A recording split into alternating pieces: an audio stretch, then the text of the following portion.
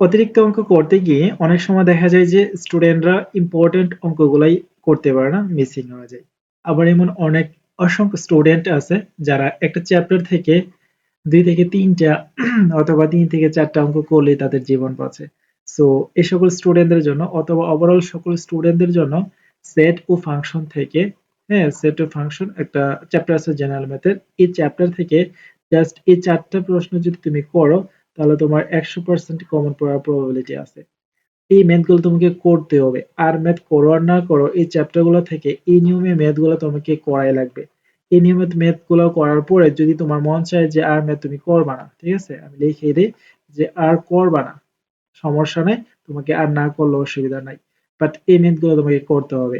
আর এই ম্যাথ গুলো ছাড়া তুমি যদি অন্যান্য ম্যাথ গুলো করেও থাকো, যে তুমি মনে করতেছো কোন এসে বোর্ড পরে লিখে ফেলতে পারবা, এটা এমনটা বাবা উচিত না। কারণ এই ম্যাথ গুলো থেকে সবচেয়ে বেশি সৃজনশীল প্রশ্ন করে অথবা এগুলো টাইপের থেকে এমসিকিউ তে আসে। সো এগুলা তোমাকে আগে কমপ্লিট করতে হবে, তারপর হচ্ছে অন্যান্য ম্যাথ তুমি চাও করতে পারো, না চাইলে কোনো সমস্যা নাই।